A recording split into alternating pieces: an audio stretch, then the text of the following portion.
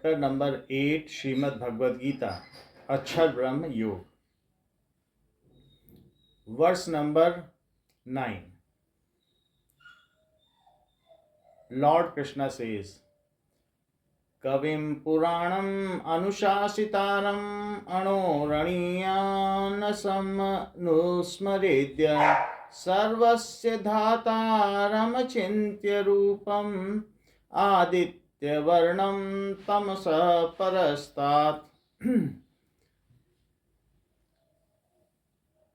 Now, whosoever mediates on the omniscient, the ancient, the ruler, minuter than an atom, the supporter of all, of inconceivable form, effulgent like the sun and beyond the darkness of ignorance, that is कविम, जो सर्वज्ञ है, पुराणम, जो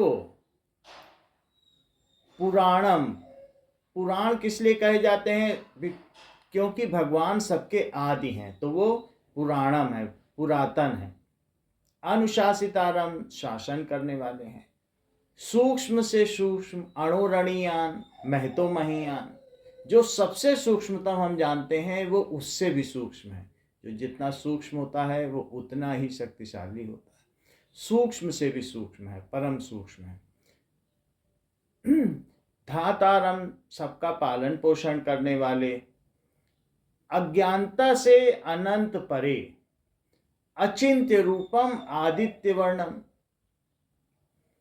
अचिंत्य रूपम, चिंतन में नहीं आता उनका रूप, वो अचिंत्य हैं. आदित्य वर्णम, सूर्य के समान प्रकाश वाले हैं. तमसः परस्तात्, अज्ञानता से अत्यंत परे. तमसः परस्तात्. आगे क्या कहा गया है? तो भगवान के ये सभी गुण बताए गए हैं. प्रयाण काले मनसा चलेन भक्त्या युक्तो योग बलेन चैव भ्रुवोर्मध्ये प्राणमावेश्य सम्यक् सतं परम पुरुषमुपैति दिव्यम. प्रयाण काले मनसा अचलेन, जब प्रयाण काल के समय, मृत्यु के समय, अचल मन से मन भगवान में स्थापित करके, भक्त्या युक्तो, अचल मन से और योग बल के द्वारा, भक्त्या युक्तो योग बलेन च एव, भक्ति से जुड़कर और योग बल के द्वारा. कई ऐसे सांख्य योगी होते हैं, ध्यान योगी होते हैं, तो वो योग बल के द्वारा अपने शरीर में अपनी चेतना को ऊपर नीचे, ऊर्जा स्तर को ऊपर नीचे कहीं भी ले जा सकते हैं. तो वो योग बल के द्वारा कहाँ ले जाएं अपनी ऊर्जा को, अपने प्राण को कहाँ स्थापित करें? भ्रुवोर मध्य प्राणमावेश सम्यक्, तो हमारा प्राण अंत समय में कहाँ से निकलता है उसी के हिसाब से हमारी गति होती है. तो प्राणों को वो ध्रुवों के मध्य में स्थापित कर लें. प्राणों को ध्रुवों के, यहाँ भ्रुवों के मध्य में, भवों के बीच में स्थापित कर लें. सतम परम पुरुषम उपैति दिव्यम, वह उस परम पुरुषम उपैति दिव्यम, वह उस दिव्य पुरुष को ही प्राप्त होता है. सतम परम पुरुषम उपैति दिव्यम, वह भक्ति युक्त मनुष्य अनंत समय में, अंत समय में अचल मन से और योग बल से द्वारा भ्रकुटी के मध्य में प्राणों को अच्छी तरह स्थापित कर शरीर को छोड़ने पर उस परम परमात्मा को ही प्राप्त होता है. तो यहाँ बताया गया है कि कैसे योग के द्वारा, ध्यान के द्वारा अपने आप को, अपने प्राणों को स्थापित करके भगवान को पा सकता है. भगवान यहाँ बता रहे हैं कि कैसे कैसे मुझे पाया जा सकता है. फिर बाद में बताएंगे ये सब करके वो पाता है. और भक्ति से तो सहज में ही हमारे भक्त हमको पा लेते हैं. ये आगे के श्लोक में इन्हीं में बताया गया है. तो यहाँ पर बताया गया है कि ऐसा करना है, भक्ति योग करना है, अपने भ्रुवों के मध्य में, भवों के मध्य में प्राणों को स्थापित करके शरीर छोड़ना है. अगर ऐसा करता है तो वो मुझे प्राप्त हो जाता है. लेकिन ऐसा करने के लिए वो अपना पूरा जीवन खपा देता है. क्यों? और ये भी पूरे जीवन करता रहेगा तो ही अंत समय में आसानी से वो प्राणों को स्थापित कर पाएगा। और हम भक्तों के लिए तो ये भक्ति योग के लिए तो ये साधना कही ही नहीं गई है। फिर भी जो ध्यान योगी हैं वो ऐसा करके भगवान को, इतना कुछ करके भगवान को पा सकते हैं। अगला श्लोक है यदक्षरम वेद विदो वदन्ति विशन्ति यद्यतयो वीतरागः यदिच्छन्तो ब्रह्मचर्यं चरन्ति तत्ते पदं संग्रहेण प्रवक्षे। यद अक्षरम वेद विदो वदन्ति, जिसे अक्षर कहते हैं, यद अक्षरम वेद विदो, वेद के जानकार लोग जिसे अक्षर कहते हैं, यानी जो क्षर नहीं होता, जिसका कभी नाश नहीं होता, उस भगवान को जिसे वेद विदो अक्षर कहते हैं। यद अक्षरो वेद विदो वदन्ति विशन्ति यत यतयो वीतरागा, जिसे वीतराग यति, वीतराग संत लोग विशन्ति प्राप्त कर लेते हैं। वीतराग जो राग से नितांत परे हो चुका हो उसे वीतराग कहते हैं। ऐसे यति, ऐसे संत विशन्ति यत यतयो वीतरागा। यत इच्छन्तो ब्रह्मचर्यम चरन्ति, जिसकी इच्छा तो यत इच्छन्तो ब्रह्मचर्यम चरन्ति, ब्रह्मचारी जिसका इच्छा करते हैं, जिसकी प्राप्ति की इच्छा करते हुए चरन्ति, ब्रह्मचर्य का पालन करते हैं। They practice celibacy for getting that lord. तत्ते पदम संग्रहेण प्रवक्षे, उस पद को संग्रहेण संक्षेप में प्रवक्षे, मैं तुमसे कहूँगा कि वो उस पद को मैं तेरे लिए, वो कौन सा पद है जिसके लिए ये सारे लोग प्रयास करते हैं, उसको संग्रहेण संक्षेप में मैं कहूँगा।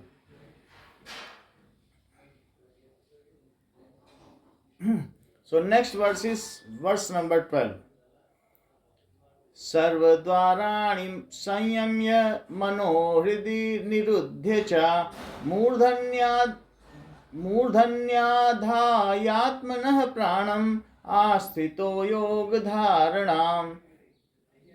सर्वद्वाराणि संयम्य, तो जो भी शरीर में 9 द्वार हैं उन सभी द्वारों को, आँख, कान, नेत्र, वाणी, ये सभी जितने भी मल द्वार, मूत्र द्वार, सभी द्वारों को से मन को निरुद्ध करके बाहर न जाने दिया जाए।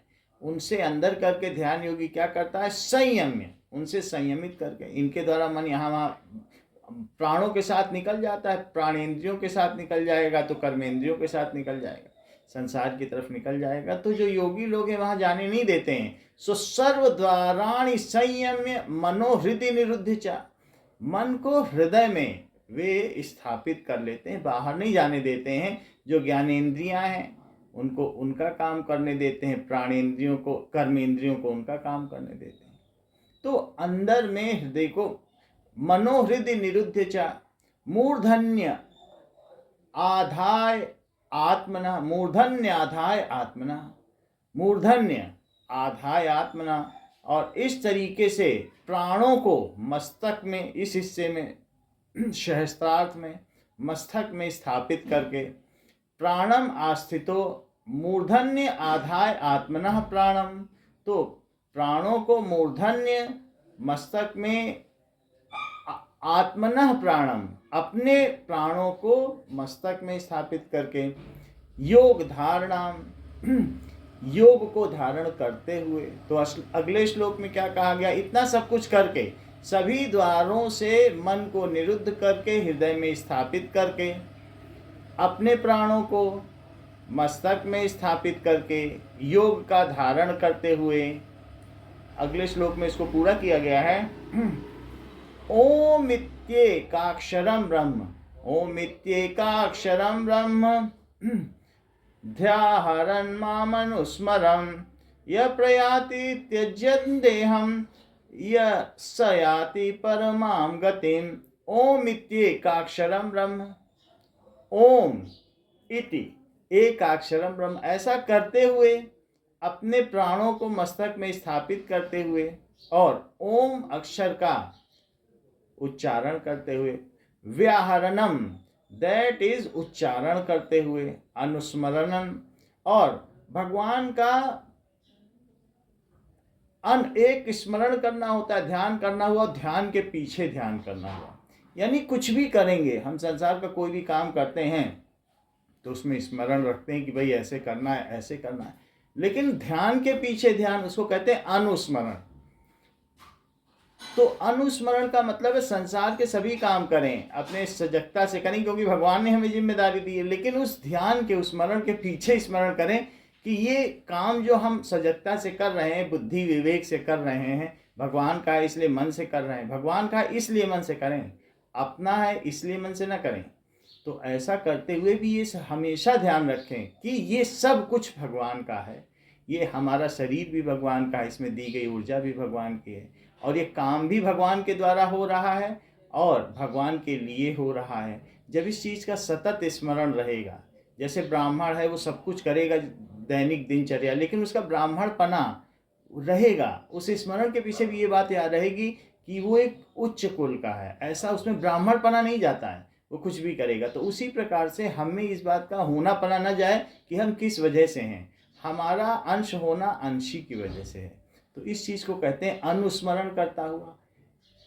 यह प्रयाति त्यजन देहम, जो ऐसा करते हुए ओम का स्मरण करते हुए शरीर को, यह प्रयाति त्यजन देहम, इस शरीर को छोड़ जाता है, स याति परमाम गतिम, वो परम गति को प्राप्त होता है। तो ऐसा योगी लोग करते हैं, भ्रूओं के मध्य में प्राण को स्थापित करके, इस तरीके से मन को निरुद्ध करके, ओम का उच्चारण करके, और ऐसा करते हुए जो शरीर छोड़ता है वो योगी, ध्यान योगी, सांख्य योगी मुझे प्राप्त होता है।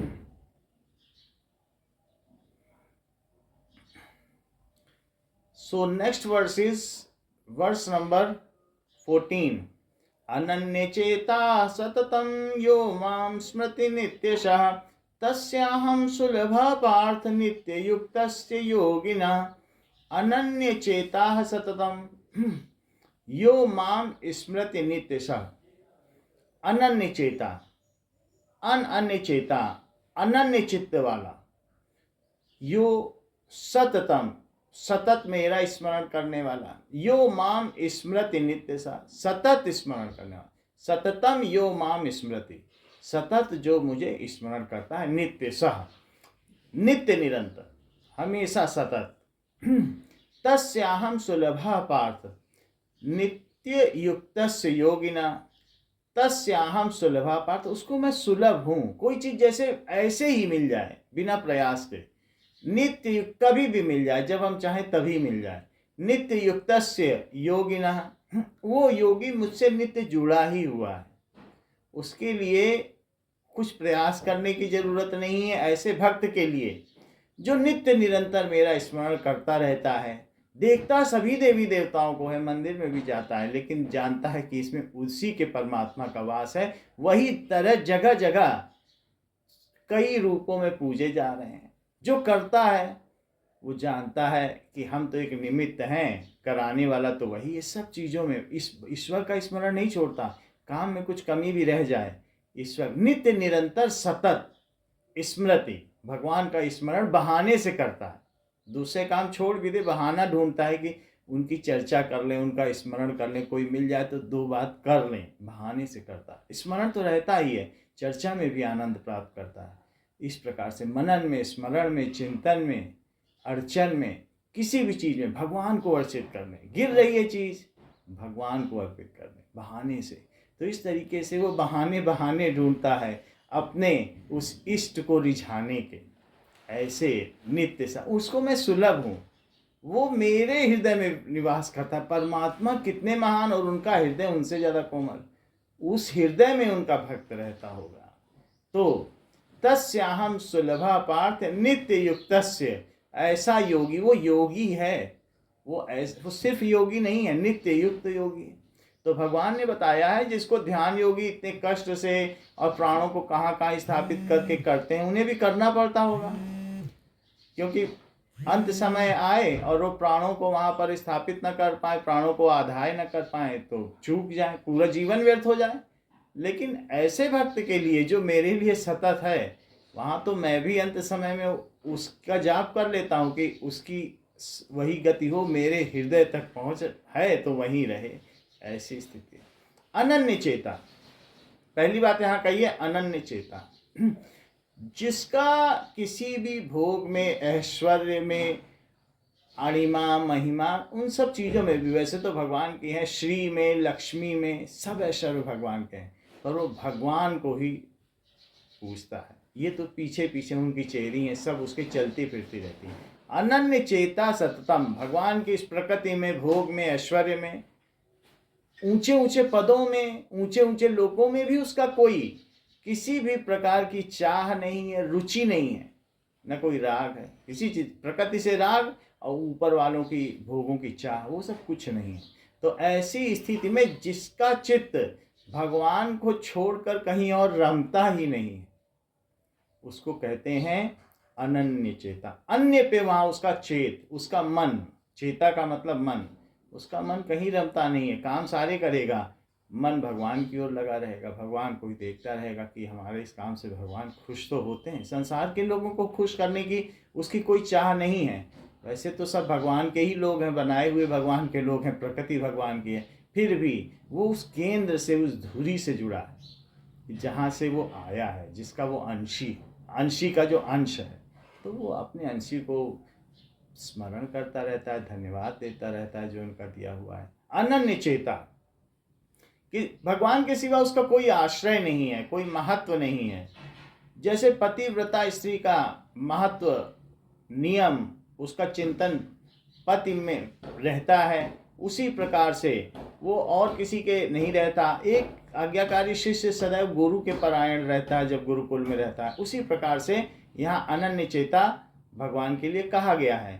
अनन्य चेता सततम, सततम का क्या मतलब है कि कभी भी नींद खुले या गाढ़ी नींद में हो, नींद खुल रही है तो भी और गाढ़ी नींद में भी होगी, सपने में भी, सुषुप्तावस्था में, जागृत अवस्था में, कैसी में भी वो मेरा स्मरण करता रहता है। तो जिस दिन से इस बात को पकड़ा, जिस दिन से सत्संग गया, उस दिन से लेकर अंत तक, मरने तक वो फिर भूलता नहीं है कि हमारे भगवान है। जब से स्मरण हो गया, अनन्य चेता सततम यो माम स्मृति नित्य सह, तब से वो भगवान का स्मरण करता रहता है।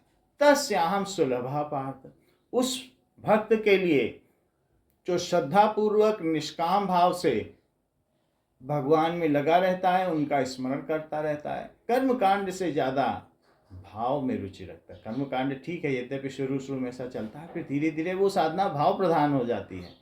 भक्त की साधना कर्म कांड से तो शुरू होती है कि पूजन करना है, अर्चन करना है, ये सफाई करनी है मंदिर की, ये करना, झाड़ू भाड़ू, लेकिन अंत में वो मंदिर, मन ही भगवान का मंदिर हो जाता है। मन तेरा मंदिर, आंखें दिया बाती, होठों की हैं तालियां, बोल फूल पाती, रोम रोम जिह्वा तेरा नाम पुकारती, आरती ओ मैया आरती। मन तेरा मंदिर, आंखें दिया बाती, होठों की है तालियां, बोल फूल पाती, रोम रोम जिह्वा तेरा नाम पुकारती, आरती। तो इस प्रकार से जो मेरा चिंतन करता रहता है, साधना करता रहता है, श्रद्धा करता रहता है, ऐसे भक्त के लिए तो उसे ढूंढना नहीं पड़ता, वो जहाँ यहाँ वहाँ तहाँ, उसके लिए मैं सुलभ हूँ। तस्याहम सुलभा पार्थ, ये हम हैं जो भूलवश या मोहवश चीज़ों को पकड़े हुए हैं, क्योंकि हमारे लिए तो कर्म की स्वतंत्रता है। तो अगर हमने किसी चीज़ को पकड़ा हुआ है तो उसको फिर भगवान छुड़ाते नहीं है कि भाई तुमने पकड़ा, जब तुम छोड़ दोगे तो हम, ये चीज़ें हमें छोड़ती चली जा रही हैं, लेकिन हम फिर भी नहीं छोड़ते। बचपन में थे तो हमने अपने बचपन पर, बालपन को पकड़े था, बचपन हमको छोड़ के चला गया, हमने बचपन कभी भी नहीं छोड़ा, हम अभी भी उसका स्मरण कर रहे हैं। युवावस्था में थे, जवानी में, तो जवानी छोड़कर चली गई, हमने उसे नहीं छोड़ा, वही हमें छोड़कर चली गई। बुढ़ापे में है, शरीर को नहीं छोड़ते, पकड़े रहना चाहते हैं, शरीर ही छोड़ देगा।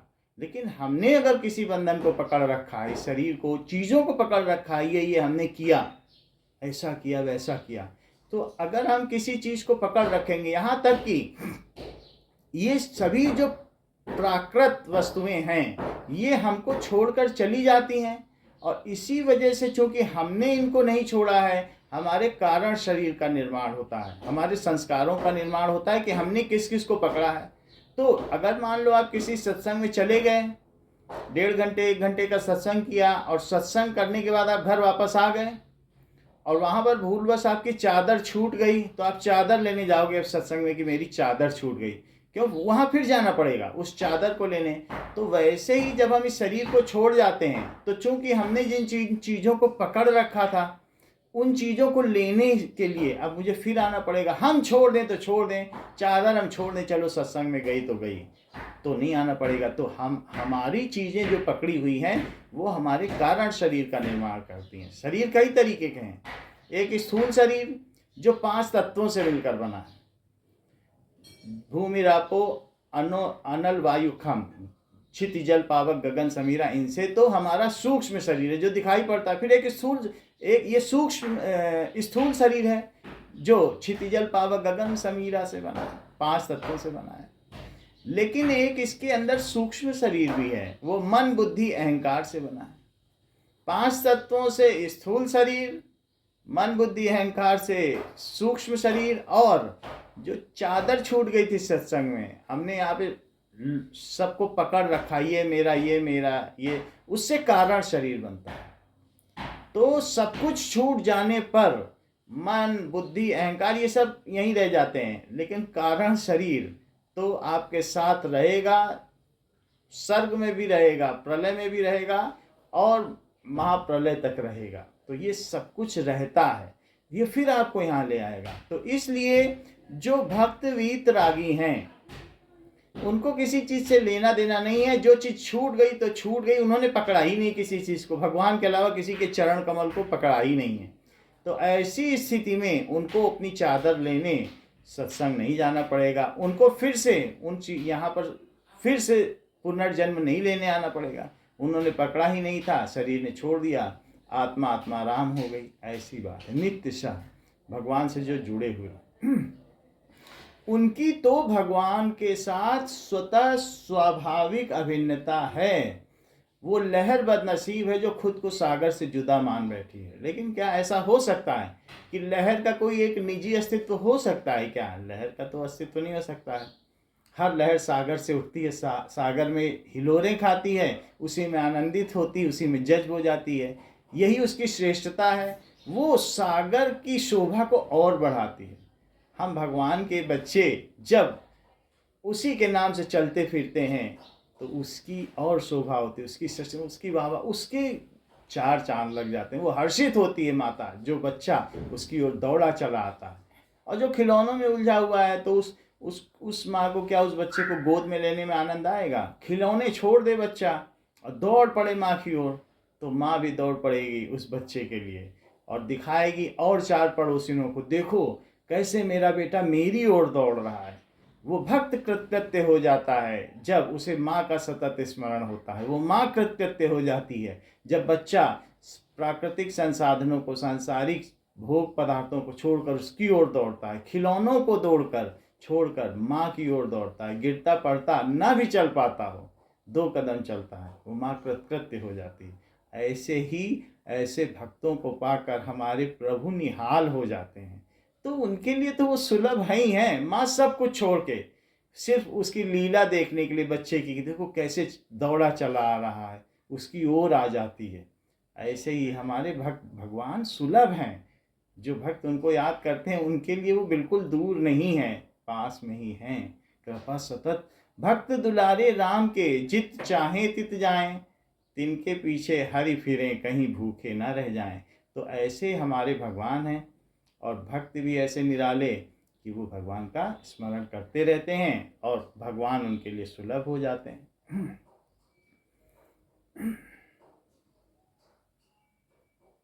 नेक्स्ट वर्स इज मामुपेत्य पुनर्जन्म दुःखालयम् अशाश्वतम् नाप्नुवन्ति महात्मानं संसिद्धिं परमां गता। माम उपेत्य पुनर्जन्म, माम उपेत्य मुझे ही प्राप्त करते हैं, माम उपेत्य पुनर्जन्म दुःखालयम् अशाश्वतम्,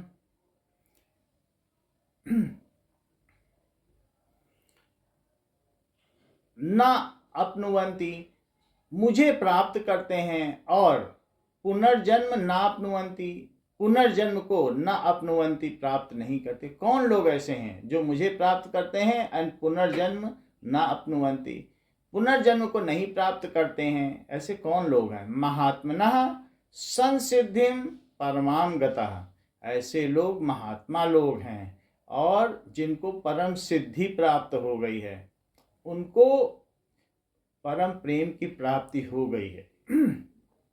ये आप जान लें कि वे ध्यान योगी सौभाग्यशाली हैं जो भगवान की भक्ति पा जाते हैं, वरना तो अपने आत्मबल के आधार पर लोग भगवान को प्राप्त करना चाहते हैं कि हम पालेंगे, लेकिन उनको भगवान की भक्ति प्राप्त नहीं हो पाती। जो अपने आप को पूरी तरीके से विशुद्ध समर्पण कर देते हैं, बिना शर्त भगवान के चरणों में स्वयं को स्थापित कर देते हैं, रख देते हैं, उनको ही भगवान की भक्ति प्राप्त होती है। हम लोग पिछले जन्म में कई जन्मों में ध्यान योगी रह चुके हैं, आज हम भक्ति योग करते हैं, भगवान से प्रेम करते हैं और उसे नित्य निरंतर नूतन और संवर्धित करते रहते हैं, बढ़ाते रहते हैं। तो हम लोग ऐसा करते रहते हैं, तो अब हमें ध्यान योग में जाने की जरूरत नहीं है। हम जिन छोटी कक्षाओं से हो के आए हैं, हम परम सौभाग्यशाली हैं कि हमको गुरुदेव की भक्ति प्राप्त हो गई है, भगवान की निरंतर कृपा बनी रहती है, हमें भगवान के लिए प्रेम है, भगवान में हमारे लिए प्रेम है। तो ध्यान योगियों से बहुत आगे की बात कही गई। यहाँ क्या कहा गया है? उनको परम सिद्धि प्राप्त हो गई है, वे महात्मा लोग। तो उन्हीं ध्यान योगियों में से कुछ बिरले ही भगवान का प्रेम पा पाते हैं, उनसे निरंतर श्रद्धा रखते हैं और उसको संवर्धित करते रहते हैं। उनके लिए और कुछ नहीं है, भगवान ही सब कुछ है। उनको कोई सिद्धि भी नहीं चाहिए, उनको कोई लोग भी नहीं चाहिए, उनको बस भगवान अच्छे लगते हैं, उनके गुण अच्छे लगते हैं। जैसे गोपियों को और ग्वाल बालों को कृष्ण अच्छे लगते हैं, तो जब कृष्ण आते हैं तो अपनी उस लीला को दिखाने के लिए उन ग्वाल बालों को, महात्मा लोगों को भी साथ ले आते हैं। चलो तुम तो हमारे यहाँ लोक में हो, चलो सशरीर आनंद लिया जाए, ऐसे होता है। तो हम सभी लोग जो भगवान से श्रद्धा रखते हैं, उनमें से ही परम सिद्धि प्राप्त हो जाती है कुछ को, और माम उपेत्य वे फिर मुझे ही प्राप्त हो जाते हैं। और दुःखालयम अशाश्वतम न अपनुवंती, वे किसे नहीं प्राप्त करते। ये जो संसार है ये दुख का आलय है। कैसे दुख का आलय? कहने के लिए तो जब बच्चा जेर से बाहर निकलता है, तो जैसे बल्बियोनिक बैलून में माँ के यूट्रस में, गर्भ में बच्चेदानी से बच्चा एक झिल्ली में रहता है, और वहाँ पर जब वो बाहर निकलेगा तो झिल्ली हटती है, लेकिन इस वजह से बच्चा रोता है बहुत तेजी से, उसे कष्ट होता होगा, वो बता नहीं पाता। बचपन में भी उसकी बहुत सारी इच्छाएं होती हैं, लेकिन चूंकि बोल नहीं पाता, अपने कष्ट को नहीं कह पाता, पता नहीं किस बीमारी में है, क्यों रो रहा है, घंटों कोई कह ही नहीं पाता। इसके अलावा बचपन में बहुत सारी ऐसी चाहत होती है, खिलौने को ही तो कुछ की हुई माता पिता नहीं दिलाते। ऐसे करके कई रोग आते हैं शरीर में, बुढ़ापा आता है। कई बार तो ऐसा होता है कि गलत संबंध बन जाने की वजह से पति पत्नी का जोड़ा बेमेल हो गया, तो मुसीबत हो रही है, कह नहीं पाएगा, न पति कह पाता है न पत्नी कह पाती है। तो इसको भगवान ने कहा ये दुख आलय है। बहुत सारी चीज़ें ऐसी हैं जो हम कह भी नहीं पाते, और अंदर ही अंदर मन में, क्यों? क्योंकि हम तो गुणों से युक्त हैं, गुणों से युक्त हैं। कभी हमारे में सतोगुण है, कभी रजोगुण है, कभी तमोगुण है, उनकी वजह से राग द्वेषों से युक्त हैं, तो हम दुखी होते रहते हैं। जो हमारा सूक्ष्म शरीर है, मन बुद्धि अहंकार है, वो हमको इन्हीं में उलझाए रखता है, इसीलिए दुखालय है। दुखालय उनके लिए नहीं है जो भगवान से सतत जुड़े रहते हैं, लेकिन जो अभी इसी अध्यात्म के निचले पादान पे हैं, उनके लिए दुखालय है और अशाश्वत है। ये निरंतर बने रहने वाला नहीं है, अशाश्वत है। क्योंकि आगम अपाइनो अनित्या, आने जाने वाला और अनित्य है। कई कई हमारे बचपन, बुढ़ापे, जवानी और फिर मृत्यु सब आते जाते रहते हैं। तो इसलिए वे जो मेरे महात्मा जो संसिद्ध हैं, परम सिद्धि को जिन्हें प्राप्त हो गया, माँ अपनुवंती, वो मुझे ही प्राप्त करते हैं। और ना अपनुवंती, वे किसे नहीं प्राप्त करते हैं, वे पुनर्जन्म को नहीं प्राप्त करते। क्योंकि यहाँ पर, और ये तो हम अपनी बात कर रहे हैं, हम मनुष्य सबसे ज्यादा शक्तिशाली हैं। और पशुओं का क्या, उनके तो चिड़िया के बच्चों को सांप आके खा जाता है, बेचारी वो माँ, उनमें भी वही माँपना है, मातृत्व तो उनमें वही है जो हम लोगों में। जैसे यहाँ एक स्त्री को उसके बच्चे का कोई ले जाए तो कितना दुख होता है, वैसे चिड़िया उसके बच्चे को सांप खा जाता है, वो क्या कर पाती है, बस वो रो सकती है।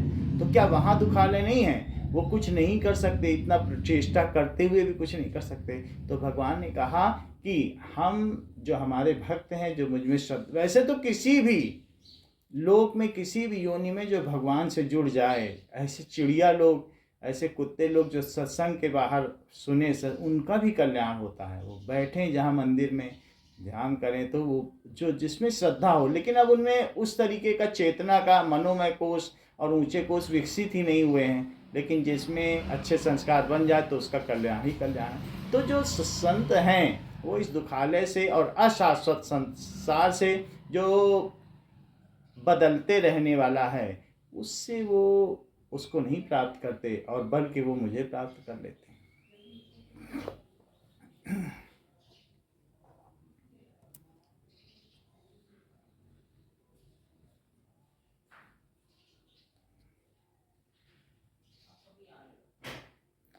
गीता जी भजन सुनाइए। जी भैया, आज ज्वाइनिंग कुछ अलग टाइप की हुई है, कुछ समझ में नहीं आ वहां रहा। से लिंक मिला नहीं तो ऐसे करना पड़ा। अच्छा, श्री राम। जीवन में छाई बहार, गुरु के संग प्रीत लगा के, सच्चा मिला आधार, गुरु के संग प्रीत लगा के, जीवन में छाई बहार। जग को समझ के कुछ बेचैन होते थे, हालत बदलती थी तो हंसते थे रोते थे, हंसते थे रोते थे, बेचैन होते थे। मिथ्या हुआ संसार, गुरु के संग प्रीत लगा के, जीवन में छाई बहार, गुरु के संग प्रीत लगा के, सच्चा मिला आधार, गुरु के संग प्रीत लगा के। खोजा था जिसको हमने मंदिर ठिकानों में, पाया न उसको लेकिन सारे जमाने में, सारे जमाने में, मंदिर ठिकानों में, दिल में मिला दिलदार, गुरु के संग प्रीत लगा के, सच्चा मिला आधार, गुरु के संग प्रीत लगा के, जीवन में छाई बार। थोड़ी रही है बाकी व्यर्था गंवाना ना, वचनों में डूबे रहना, प्रीत भुलाना ना, प्रीत भुलाना ना, व्यर्था गंवाना ना। खुशियाँ मिली बेसुमार, गुरु के संग प्रीत लगा के, सच्चा मिला आधार, गुरु के संग प्रीत लगा के, जीवन में छाई बा। गुरु तेरे प्यार ने निश्चय कराया है, मुक्ति के खातिर मानुष चोला भी पाया है, चोला भी पाया है, निश्चय कराया है। हो जाएंगे भव से पार, गुरु के संग प्रीत लगा के, सच्चा मिला आधार, गुरु के संग प्रीत लगा के, जीवन में छाई बहार, गुरु के संग प्रीत लगा के, सच्चा मिला आधार, गुरु के संग प्रीत लगा के। श्री राम।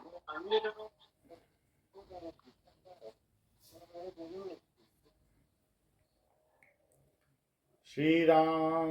सर्वे भवन्तु सुखिनः, सर्वे सन्तु निरामया, सर्वे भद्राणि पश्यन्तु मा कश्चित् दुर्भाग् भवेत्।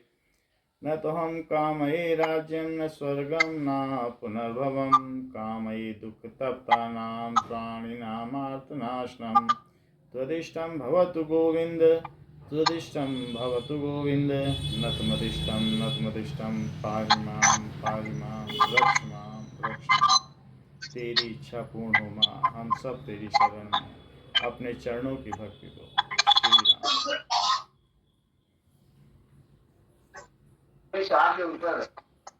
राम राम राम चरण राम राम आशीर्वाद। राम राम श्री कुमार। राम राम राम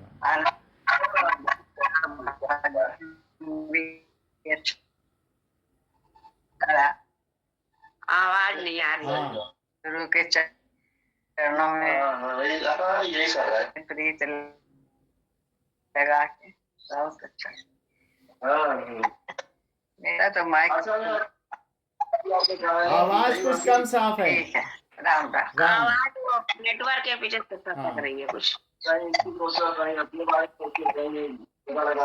श्री राम। अगली बार फिर मिलेंगे। राम राम। राम।